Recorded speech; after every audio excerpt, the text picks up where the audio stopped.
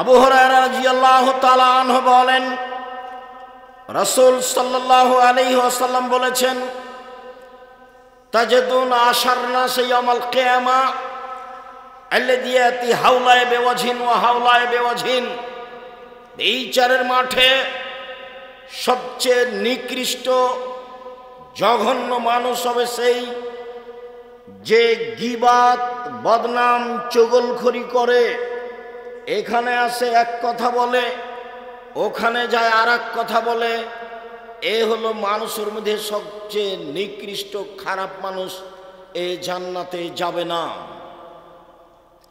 আনাস রাদিয়াল্লাহু তাআলা আনহু বলেন, রাসূল সাল্লাল্লাহু আলাইহি ওয়াসাল্লাম বলেছেন, মান কানা লাহু জাওয়াজান কানা লাহু ইয়াউমাল কিয়ামা লিসানান। যে ব্যক্তি দুনিয়াতে মানুষের বদনাম করবে, গীবাত করবে, বিচারের মাঠে তার দুইটা জিহ্বা হবে আগুনের। কি বুঝলেন এই হাদিসটা? যারা মানুষের বদনাম করে, বিচারের মাঠে তার মুখে কয়টা জিহ্বা হবে? দুইটা, আগুনের। কি হতে পারে অবস্থা? এই ছেলে, দেখো তো ওখানে ভিতরে দু একটা মানুষ আসছে যাচ্ছে কেন? ওটা বন্ধ করতে হবে। দয়া করে আপনি আমার প্রয়োজন দেখায়েন না। আমি আপনার প্রয়োজন দেখতে চাচ্ছি না। আপনাকে আমি সম্মান করতে চাচ্ছি। আপনাকে আমি মানুষ মনে করছি, পশু প্রাণী মনে করি না। আপনি নিজেকে কেন মনে করছেন? কেন চা খেতে গেলেন? কেন আপনি এখন মিষ্টি কিনতে গেলেন? আজকেই চা খেতে হবে, এখনই মিষ্টি কিনতে হবে। এত বড় নিম্ন শ্রেণীর মানুষ আপনাকে আমি মনে করিনি। এটা পাবনা এবং শহর, বুদ্ধি আছে। এত নিম্ন শ্রেণীর, ইতর শ্রেণীর মানুষ আপনাকে আমি মনে করিনি। আপনাকে আমি হুঁশিয়ার, বুদ্ধিমান মানুষ মনে করি। অতএব রাসূল সাল্লাল্লাহু আলাইহি সাল্লামের কথা, আল্লাহর কথা যতক্ষণ চলছে, নিজেকে আপনি মূল্যায়ন করিয়েন না। এই কথারই দাম দেন, ভালো হবে। মহান আল্লাহ বলেন, ইয়া আইয়ুহাল্লাযীনা আমানু ইজতানিবু কাসীরাম মিনাজ যান। পৃথিবীর মানুষ, তোমরা মানুষের উপরে বেশি বেশি ধারণা করা খারাপ ধারণা থেকে বেঁচে থাকো। ইন্না বাদাদ যান্নি ইসম। নিশ্চয় কিছু ধারণাতে পাপ হয়। ধারণা করিও না ও এই করেছে মনে হয়, ও এই বলেছে মনে হয়। ধারণায় পাপ হয়। রাসূল সাল্লাল্লাহু আলাইহি সাল্লাম বলেন, ইয়াকুমুজ জান্না ফাইন্না জান্না আকদাবুল হাদিস। পৃথিবীর মানুষ, তোমরা ধারণা থেকে বেঁচে থাকো। ধারণায় সবচেয়ে বড় পাপ। আল্লাহর নবী একবার বলেছেন, আকবারুল কাবায়রা সালাসা। সবচেয়ে বড় পাপ তিনটি। তখন তিনি বলেছেন, আল-ইশরাকু বিল্লাহ, আল্লাহর সাথে শিরক করা সবচেয়ে বড় পাপ। দ্বিতীয় তিনি বলেছেন, উকুকুল ওয়ালিদাইন, পিতামাতার অবাধ্য চলা। তৃতীয় তিনি বলেছেন, কাউলু জুরে, মিথ্যা সাক্ষী দাও, শাহাদাতু জুরে, মিথ্যা সাক্ষী দেওয়া পৃথিবীতে তৃতীয় মহাপাপ। পাবনা জেলে বহু মানুষ 20, 25, 30 বছর থেকে আছে। ও নিজেই জানে না আমি কেন জেলে। জজ জানে না ঘটনা কি, উকিল জানে না ঘটনা কি, সাক্ষীও জানে না ঘটনা কি। সাক্ষীকে বলেছে 1 লাখ টাকা দিব, তুমি এইভাবে বলিও। তখন সাক্ষী বলছে, আমি 2 চোখে দেখেছি মারতে। অথচ ঘটনা সাক্ষীও জানে না, উকিলও জানে না, জজও জানে না। এখন যে জেলে আছে সে বলছে, ব্যাপারটা কি আমি বুঝলাম না, আমি কেন জেলে? যেদিন এখানে মারামারি হয় সেদিন তো আমি ছিলাম না। আল্লাহ রাসূল বলছেন, শোনো, ইয়াতি আলাইকুম জামানুন, তোমাদের উপরে এমন একটা সময় চলে আসে, লা ইয়াদরিল কাতিল ফিমা কাতালা ওয়াল মাকতুলু ফিমা কুতিলা। হত্যাকারী বুঝবে না কেন আমি মারছি, নিহত ব্যক্তি বুঝবে না কেন আমি মরলাম। যে মারবে তার ব্যাপারে বলবে, কি ব্যাপারে, এ আমাকে মারছে কেন, একে তো আমি চিনি না। আর যে মারছে সেও জানে না যে একে কেন মারছে। ওকে একজন বলেছে টাকা 50,000 দিব, ওকে মেরাই। তখন দেখছে টাকা 50,000 তো পাচ্ছি, মেরে গেছে। ও তো জানে না কেন মারছে। আর যাকে মারছে সেও তো চিনে না যে আমাকে মারছে কেন। আল্লাহ রাসূল বলছেন হত্যাকারী জানে না কেন আমি মারছি, নিহত ব্যক্তি জানে না কেন আমি মরছি, জেলের মানুষটা জানে না 25 বছর থেকে আমি জেলে কেন। রাসূল সাল্লাল্লাহু আলাইহি ওয়াসাল্লাম বলেন সবচেয়ে বড় পাপ শিরক, দ্বিতীয় বড় পাপ পিতামাতার অবাধ্য চলা। যত বড় জালেম মনে হচ্ছে বাপ মাকে, মুখ বন্ধ রাখবেন, ক্ষমতা দেখাবেন না বাপ মায়ের সামনে, যা হবে হবে। সংসার ভেঙে যায় চাষ থাক তাতে আসে যায় না, বউ চলে যায় থাক তাতে আসে যায় না, মা যা বলবে তাই মানতে হবে, এটা ঠিক যদি পাপ না হয়। মা যা বলেছে তাতে যদি পাপ হয় মানতে হবে না, পাপ না হলে যা বলছে তাই মানতে হবে, সেটাই মানতে হবে। দেখবেন, 1 মিনিট দেখেন কে বাড়িতে আছে? জি না। কোথায় গেছে? শিকার করতে গেছে। কখন আসবে? সন্ধ্যায়। কেমন আছো? খুব একটা ভালো নেই। আচ্ছা ঠিক আছে, আসলে সালাম দিও, চোখ আট পরিবর্তন করতে বলিও। সন্ধ্যার সময় এসেই বুঝেছেন আব্বা এসেছিলেন। কি ব্যাপার, কেউ এসেছিল? জি, একজন বৃদ্ধ মানুষ এসেছিলেন। কি বললেন? বললেন বাড়িতে আছে। আমি বললাম নেই। কোথায় গেছে? শিকার করতে গেছে। কখন আসবে? সন্ধ্যায়। কেমন আছো? খুব একটা ভালো নেই। কি বললেন তিনি? বললেন ঠিক আছে, আসলে সালাম দিও, চোখ আট পরিবর্তন করতে বলিও। হ্যাঁ, তিনি আমার আব্বা। তোমার উত্তর ভালো হয়নি। যখন তিনি বলেছিলেন কেমন আছো, তখন তোমাকে বলতে হতো আলহামদুলিল্লাহ। তোমার উত্তর ভুল হয়েছে। তিনি তোমাকে তালাক দিতে বলে গেছেন, ইলহাকি ইলা আহলিক, তুমি তোমার বাপের বাড়ি চলে যাও। তুমি কত বড় বুদ্ধিমতী দেখার সুযোগ নেই, তুমি কত বড় চাকরি করো এটা দেখার সুযোগ নেই, তুমি কত বড় সুন্দরী এটা দেখার সুযোগ নেই। যা বলেছেন আমার বাপ তাই হবে। হাদিস বুখারী মুসলিম। আর আল্লাহ রাসূল বলছেন তাওকান্না ওয়ালিদাইকা মা আমারাকা আন তাখরাজা মিন আহলিকা মালিকা, বাপ মায়ের বিরুদ্ধে যাবে না, যা বলছে সেটাই মেনে নাও। যদি চাকরি ছেড়ে দিতে বলে দাও, যদি বউ তালাক দিতে বলে দাও। পরামর্শ ভিন্ন কথা, পরামর্শ আপনি দেন বাপ মাকে, সেটা ভিন্ন কথা, কিন্তু বাপ মা যেটা বলছে এক পর্যায়ে সেটাই মেনে নিতে হবে। পৃথিবীর দ্বিতীয় মহাপাপ বাপ মায়ের অবাধ্য চলা, পৃথিবীর তৃতীয় মহাপাপ মিথ্যা সাক্ষী দেওয়া। আল্লাহ রাসূল বলছেন ধারণাই সবচেয়ে বড় মিথ্যা। এবার নেন, ধারণাই সবচেয়ে বড় মিথ্যা। ধারণা করা থেকে বেঁচে থাকতে হবে। এই মনে হয় বলেছে, এই মনে হয় করেছে, এ মনে হয় বলেছে, এর নাম ধারণা। পরের অংশ আল্লাহ রাসূল বলছেন ওয়ালা তাহাসসু ওয়ালা তাজাসসু, পৃথিবীর মানুষ তোমরা মানুষের গোপন কথা কান লাগিয়ে শোনো না। মানুষের গোপন কথা কান লাগিয়ে শোনা হারাম, কাবিরা গুনাহ। লাভ লস দেখার সুযোগ নেই। মানুষ স্বামী স্ত্রী কি বলছে, 3 জন বসে কি বলছে, তুমি কান লাগিয়ে শুনিও না। এই জন্য আল্লাহ রাসূল বলেছেন 3 জন মিলে কোথাও গেলে 2 জন মিলে কথা বলো না, নইলে তৃতীয় জন ভাববে আমার কথাই মনে হয় বলছে, আমার কথাই মনে হয় বলছে, এদিক ওদিক ঘুরবে আর কান লাগাবে, দেখি কি বলে, দেখি কি বলে। আল্লাহ রাসূল সাল্লাল্লাহু আলাইহি ওয়াসাল্লাম বলেন কেউ যদি মানুষের গোপন কথা কান লাগিয়ে শোনে, তাহলে সীসা তামাকে গলিয়ে জাহান্নামের আগুন দিয়ে গলিয়ে তার কানে ঢেলে দেওয়া হবে। এটা হলো শাস্তি। মানুষের গোপন কথা শোনা চিরদিনের জন্য হারাম। ওয়ালা তাজাসসু, মানুষের দোষ ত্রুটি উদ্ঘাটন করো না। 2 জন সাংবাদিক প্রতিষ্ঠানে এসেছে, আমাকে জিজ্ঞাসা করছে, তখন আমি বলছি তোমাদের রুজি আর দুনিয়াতে হয়নি, এই রুজি করতে এসেছো, কি দিয়ে তুমি একে হালাল করবা?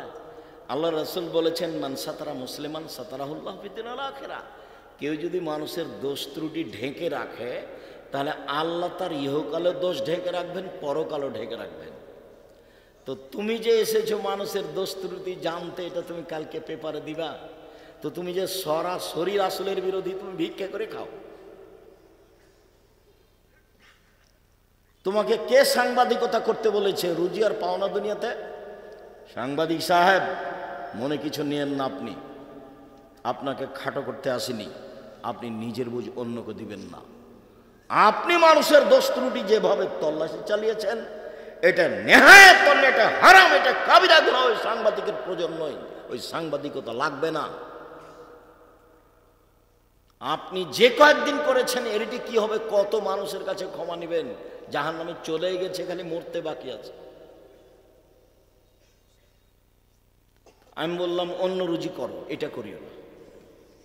দেখো রুজি অনেক আছে, নইলে মানুষের বাড়িতে কাজ করে খাওয়া, ভ্যান চালাবা, রিক্সা চালাবা।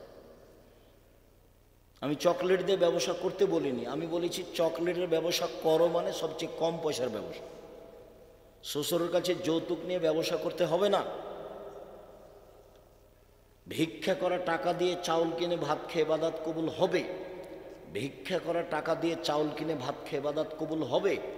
শ্বশুরের কাছে যৌতুক নিয়ে সে টাকা দিয়ে চাউল কিনে ভাত খেয়ে ইবাদত কবুল হবে না। এই যে বললাম, দেখি কোন মায়ের বেটা উল্টিয়া দেয়। যৌতুকের টাকা হারাম, ওর চাউল হারাম, ওর ভাত হারাম, ও খেয়ে জান্নাতে যাবে না। কুল্লু লাহমিন নাবাতা মিনা সওতে কানাতিন রাউলা বিহি। যে শরীর হারাম উপায়ে বাড়ে তার জন্য জাহান্নাম যথেষ্ট। ব্যাংকের টাকা উঠে আপনাকে ব্যবসা করতে হবে, কে বলেছে? ব্যবসার পর তিনটে: এক, দিন মজুরি, সন্ধ্যায় টাকা শেষ, ঘুম যাবেন, মরে যাবেন, দুনিয়া শেষ।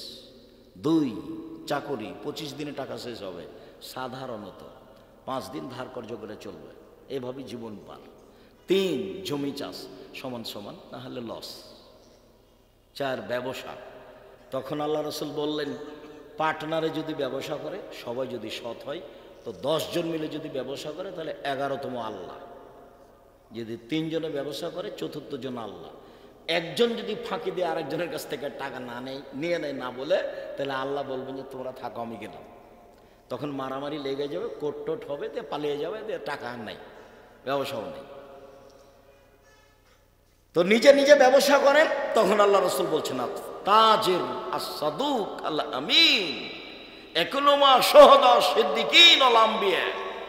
সত্যবাদী বিশ্বস্ত ব্যবসায়ীরা বিচারের মাঠে নবীদের সাথে থাকবেন। এবার নেন, তাহাজ্জুদ না পড়লে নবীর সাথে থাকা যায় না। একজন সাহাবী রাতে ওজুর পানি নিয়ে এসেছেন, মেসক। আল্লাহ রসুল খুশি হয়ে বলছেন, সাল সালমা সেতা, তুমি চাও কিছু চাও, যা চাও চাও, আমি খুশি হয়েছি। এনারা ব্যবসা বাণিজ্য করেন, এনারা ভালো বুঝেন কর্মচারী কি জিনিস। কর্মচারী, আহমাদ, জি হ্যাঁ বেশ, তুই ভালো রে, কুরবানি আসুক, তোকে আমি 2টা জামা দেবো, নতুন জামা। খালেদ নেই, খালেদ নেই, খালেদ নেই। কিছুক্ষণ পরে এসে বলছে, স্যার আপনি আমাকে ডাকছিলেন। খালেদ, তোকে দিয়ে হবে না রে, তুই চলে যা।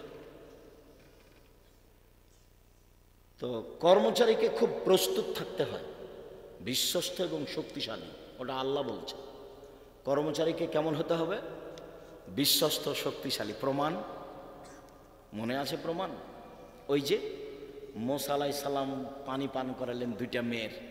তখন মেয়ে 2টা বলল আর আব্বাকে, আব্বা লোকটাকে কাজে নেন, লোকটা শক্তিশালী, বিশ্বস্ত, কাজে নেন আব্বা। যাকে কাজে নেবেন কর্মচারী, তাকে কি হতে হবে? বিশ্বস্ত, নাহলে সব টাকা নিয়ে পালিয়ে যাবে। তাকে হতে হবে শক্তিশালী। সম্মানিত দিনী ভাই বোন, বলছিলাম রাসূল সাল্লাল্লাহু আলাইহি সাল্লাম বললেন, তোমরা মানুষের দোষ ত্রুটি উদ্ঘাটন করো না। দোষ ত্রুটি অন্বেষণ করা, উদ্ঘাটন করা হারাম। চিরদিনের জন্য মহা পাপের কাজ হলো মানুষের দোষ ত্রুটি উদ্ঘাটন করা। সম্মানিত দিনী ভাই বোন, আমি আপনাদের আজকে একটা ঘটনা শোনাই, যাতে আল্লাহর নবী মুখে বলেছেন দোষ ত্রুটি ঢেকে রাখতে, এবং নিজে কত চেষ্টা চালিয়েছেন।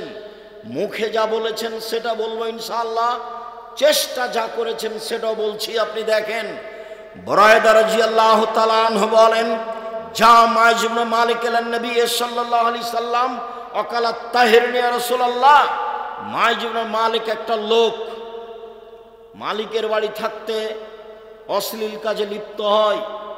মালিক হুজ্জাল বলেন, মাইজ ইবনে মালিক তুমি তোমার ঘটনা রাসূলের কাছে গিয়ে বলো, দেখো তো তিনি কি বলেন। মালিকের পরামর্শে মাইজ ইবনে মালিক এসে বলছেন, আল্লাহর নবী তাহের নিয়ে আমাকে পবিত্র করেন। আল্লাহ রসুল জিজ্ঞাসা করলেন না কেন তোমাকে পবিত্র করব? তিনি বললেন, ইরজে, বাড়ি ফিরে যাও, আস্তাগফিরুল্লাহ, আল্লাহ নিকটে ক্ষমা চাও, তুব ইলাইহি, তওবা করো। বাক্য প্রমাণ করছে লোকটা মহাপাপ করেছে, নইলে কেন বলবেন ক্ষমা চাও, তওবা করো, ফিরে যাও, ক্ষমা চাও, তওবা করো। তওবা তো বড় পাপের জন্য হয়। উনি তো জিজ্ঞাসা করছেন না কেন। ফারাজা গায়রা বাইদিন, একটু গিয়ে আবার ফিরে এসে বলছেন, তাহেরনি ইয়া রাসূলুল্লাহ, আল্লাহ রাসূল আমাকে পবিত্র করেন। তখন আল্লাহ রাসূল বলছেন, ইরজে, বাড়ি ফিরে যাও, আস্তাগফিরুল্লাহ, আল্লাহ নিকটে ক্ষমা চাও, তুব ইলাইহি, তুমি তওবা করো, পাপ ক্ষমা হয়ে যাবে। লোকটা চলে গেল। একটু গিয়ে আবার ফিরে এসে বলছে, তাহেরনি ইয়া রাসূলুল্লাহ, আল্লাহ রাসূল আমাকে পবিত্র করেন। তখন আল্লাহ রাসূল বললেন, তুমি ফিরে যাও, ক্ষমা চাও, তওবা করো। লোকটা চলে গেল। আবার ফিরে এসেছে, চতুর্থবার এবার হচ্ছে। যখন চতুর্থবার এসেছে তখন আল্লাহ রাসূল বলছেন, আবিহি জনুন, ও কি পাগল? আমি তো তাকে চলে যেতে বলছি, যায় না কেন? সে কি আমার কথা বুঝে না? আমি তো তাকে চলে যেতে বলছি যে তুমি যাও, ক্ষমা চাও, তওবা করো, পাপ ক্ষমা হয়ে যাবে। কালু লাইসা বিমাজনুন, সাহাবীগণ বলেন, জি না, আল্লাহ রাসূল তো পাগল নয়। কই, আল্লাহ রাসূল তো একবারও বলছেন না। কেন কেন তোমাকে পবিত্র করব? ঘটনা কিন্তু বুঝতে পারছেন। বলছেন ও কি পাগল? তো সাহাবীগণ বলেন, জি না, পাগল নয়। তখন আল্লাহ রাসূল বলছেন, আর সারেবা খামরান, ও কি মদ পান করেছে? তাই সে আমার কথা বুঝে না? আমি তাকে চলে যেতে বলছি, যায় না কেন? ও কি মদ খেয়েছে? তাই তার মস্তিষ্ক বিকৃত হয়েছে, সে আমার কথা বুঝে না। ফাকামা রাজুলুন ফাস্তানকাহু, একটা লোক দাঁড়ালো, তার মুখে নাক লাগিয়ে মুখটা সঙ্গে দেখে বলল, আল্লাহ রাসূল, মা সারেবা খামরান, এ তো মদ পান করেনি।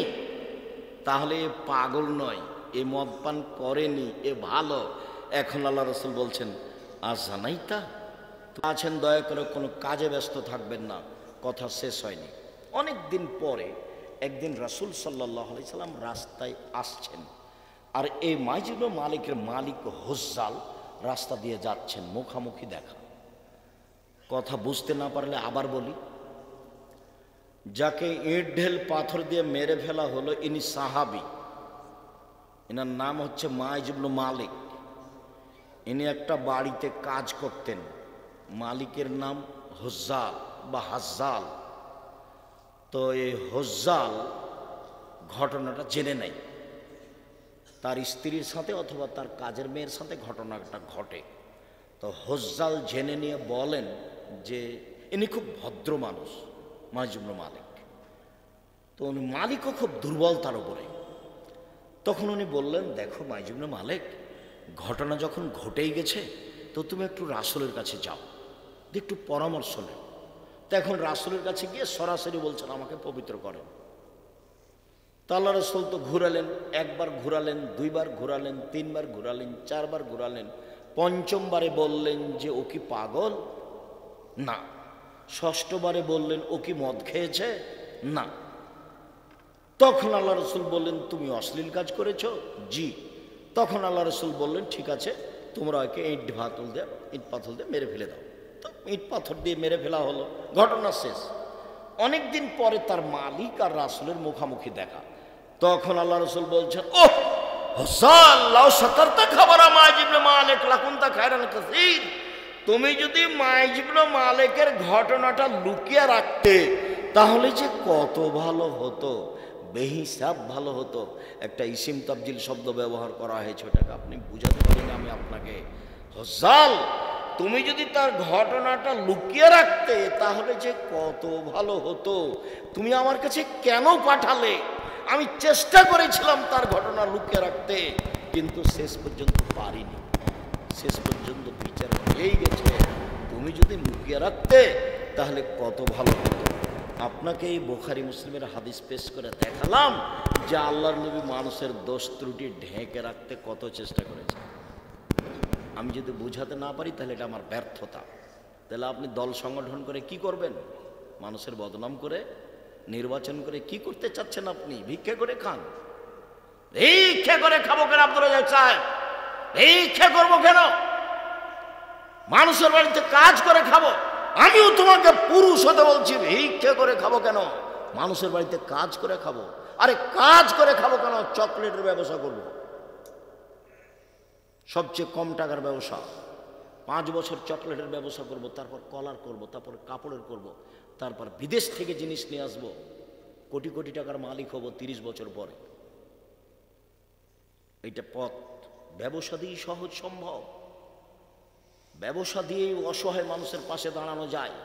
আর আল্লাহকে বলবেন, আরে ব্যবসা করছি অসহায় মানুষের পাশে দাঁড়ানোর জন্য, ব্যবসা দিয়ে জান্নাত কিনে নেব। এই জন্য হজ করলে জান্নাত পাওয়া যায় কিনা যায় না, সালাত আদায় করলে জান্নাত পাওয়া যায় কিনা যায় না,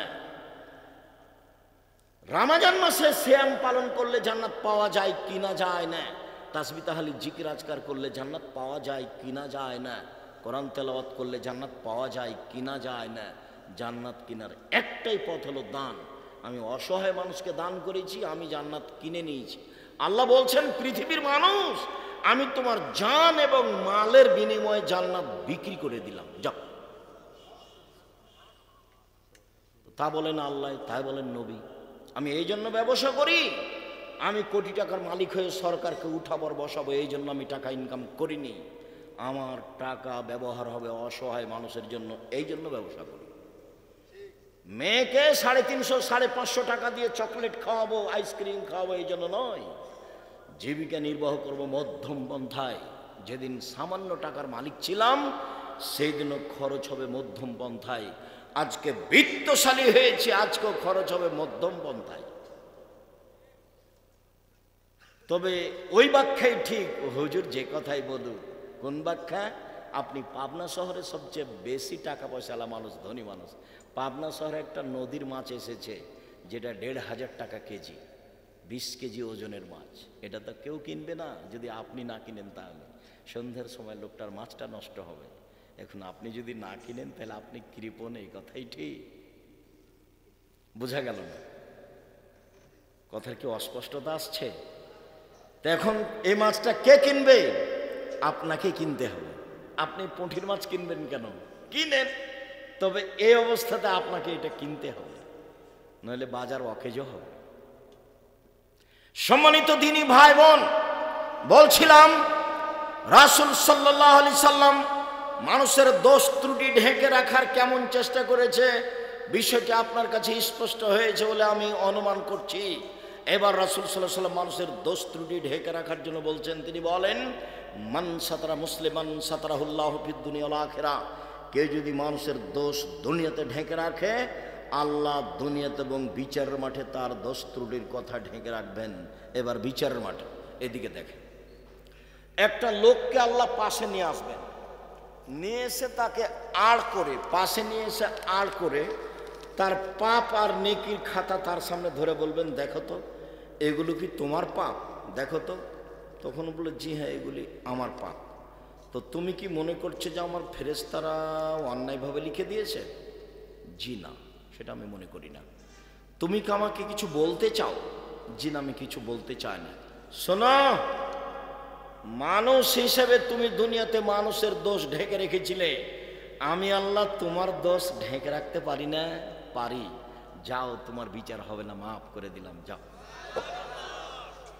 এ হলো যে দোষ ঢেকে রাখে তার ফলাফল। এবার বলেন সাংবাদিক, আপনার কি হবে? এবার বলো যুবক, তোমার কি হবে? তুমি যে দিন রাত মানুষের বদনাম করে বেড়াচ্ছ, তোমাকে এ কাজ কে দিয়েছে? একটা সিগারেটের জন্য দিন রাত এভাবে সারা রাত বসে আড্ডা পিটো? এশার সালাতের পরে কথা বলা হারাম, জরুরি রাষ্ট্রীয় পর্যায়ের কথা ছাড়া, ছেলে মেয়ের পারিবারিক জরুরি কথা ছাড়া এশার সালাতের পরে কোনো কথা হবে না। একরাহুল কালামা বাদাল ইশায়ে, একরাহুন নাওয়া কাবাল ইশায়ে। আল্লাহ রাসূল এশার সালাতের পরে কথা বলা ঘৃণা করতেন। আল্লাহ রাসূল এশার সালাতের পূর্বে ঘুমিয়ে যাওয়া ঘৃণা করতেন। বলো, তুমি কোন লজ্জায়? তুমি নাকি মাস্টার ডিগ্রি পাস, এ কথা আমি বলিনি, তোমার বাপে বলছে। তুমি নাকি ইন্টার পাস করেছো, এ কথা আমি বলিনি, তোমার বাপে বলছে। তো তোমার বাপে যে বলছে, তো তুমি কেন রাত 12টা এখানে আড্ডা পিটো? কেন আড্ডা পিটো? এখানে আর একজনের বদনাম করো কেন? তুমি কয় টাকার মালিক? ও তোমাকে কয় টাকা দিয়েছে? বুকে সাহস নিয়ে 5টা 4টা কাজ করিও। 1 5 ওয়াক্ত সালাত, 2 হালাল রুজি, 3 কোরআন তেলাওয়াত, 4 আড্ডা পিটা চিরদিনের জন্য হারাম। জান্নাত হবে ইনশাআল্লাহ, জান্নাত হবে। জান্নাতের পথ সহজ আছে। মহিলাদের জন্য তো একেবারেই সহজ। ওদের জন্য আল্লাহ রাসূল জান্নাতকে একবারে সহজ করে দিয়েছেন। 1 5 ওয়াক্ত সালাত, 2 রমজান মাসের সিয়াম রোজা, 3 স্বামীকে মেনে চলা, তিতা লাগুক আর মিঠা লাগুক। আব্দুর রাজ্জাক সাহেব, এই কথাই তো আপনার সহ্য করতে পারি না। তিতা লাগুক আর মিঠা লাগুক, আপনি এই কথা বলছেন কেন? আমি কি বলতে পারি? আল্লাহ রাসূল বলছেন যে স্বামীকে মেনে চলতে হবে। 4 জেনায় লিপ্ত হলো না, তাহলে তার জন্য জান্নাতের সব দরজা খোলা। জেনা যদি হয়ে গিয়েই থাকে তাহলে তওবা করো, পৃথিবীর যে কোনো বিপদ থেকে বেঁচে যাওয়া। জেনা যদি বন্ধ ঘোষণা করো তাহলে বিচারের মাঠে বিশেষ ছায়াতলে থাকতে বাবা, দুশ্চিন্তার কিছু নেই। 4টে, 1 5 ওয়াক্ত সালাত, 2 রমজান মাসের সিয়াম রোজা, 3 স্বামীকে মেনে চলা। আব্দুর রাজ্জাক সাহেব, একটু কথা বলেন। হ্যাঁ বলেন, কি বলবো? আমার স্বামীর মুখ এত খারাপ, এত খারাপ, তার মুখের দিকে আমি তাকাতেই পারি না। তাকে আমাকে এত ঘৃণা লাগে। তো আমি পানি চাই যখন তখন আমি মেয়েকে বলি যে তোর আব্বাকে পানি দিয়ে, বৌমাকে বলি যে তোমার শ্বশুরকে পানি দিয়ে আসো। কেউ যদি না থাকে আমার কাছে, যদি পানির কথা বলে, তাহলে 1 গ্লাস পানি নিয়ে সামনে এভাবে ফ্যাক্কস করে রেখে আমি চলে যাই। আমি সহ্য করতে পারি না। সহজ পথ, আমার পরামর্শই সুন্দর। যতই তিতা লাগুক আপনি মেনে চলেন, ভালো হবে। ছেলে মেয়ে হয়েছে, সংসার এভাবেই করেন। 2টা কাজ করিয়েন না, প্রতিবাদ করবেন না জীবনে স্বামীর সামনে। হ্যাঁ তুমি এটা বললে কেন? তোমার বোন এটা বললো কেন? তোমার ভাই এটা বললো কেন? বাস, প্রতিবাদ বন্ধ। আর অভিমান করবেন না। অভিমান, এই মেয়ে কথা বলছো কেন? অভিমান করবেন না। আপনি মহিলা মানুষ, অভিমান নেই। অভিমান কি? দিনাজপুরের স্বপ্নপুরীতে কত গেল পাবনার লোকেরা, এখনো তো তুই আমাকে নিয়ে গেলে না। আর আমরা শহরে বসবাস করি। কি যে তুমি আব্দুর রাজ্জাক সাহেবের বক্তব্য শুনলে, একদিন ঈদ বকরাদের নতুন কাপড় কিনলে না। এটা হলো অভিমান। একবার যদি অভিমান করেন, 2বার যদি অভিমান করেন, সারা রাত খালি শয়তান ঠেলে নিয়ে বেড়াবে। এই অভিমান মানেনি, ওই অভিমান শোনেনি, ওই অভিমান শোনেনি। তোর স্বামী কিছুই শোনে না, তুই তালাক করিস না, সংসার করিস না, সংসার করতে হবে না। এগুলো কে বলে বলেন তো দেখি? শয়তান বলে। সকালবেলাতে তখন এ বলে মহিলা তোমার সংসার করবো না, তুমি তালাক দিয়ে দাও। তোকে তালাক দিয়ে দেবো, এক্ষুনি তালাক দিয়ে দে। আচ্ছা দিব, এক্ষুনি তালাক দে, এক্ষুনি। তোর চাপে বলেছে 1 তালাক, 2 তালাক, 1000 তালাক। তারপর যে তালাক যখন বলা হয়ে গেছে তখন শয়তান চলে গেছে। ইন্না লিল্লাহি ওয়া ইন্না ইলাইহি রাজিউন। ছেলে মেয়ে যে 3টে, এর নাম শয়তান, এর নাম শয়তান। অভিমান করবেন না। স্বামীকে বলবেন যা আপনার ভালো লাগে তা আমার ভালো। মোটা কাপড়ে আপনি খুশি তো আমি খুশি, চিকন কাপড়ে আপনি খুশি তো আমি খুশি। আরে আমি তো গ্রামের মেয়ে, পাবনা শহরে এসেছি, লবণ ভাতেই খুশি। আমার জীবন আপনার পায়ের নিচে রেখে জান্নাত কিনতে চাই। আমি অন্য কোনো অভিমান নিয়ে এখানে আসিনি। এই কথা বলেন, একবার শয়তান চুপটি লেগে চলে যাবে।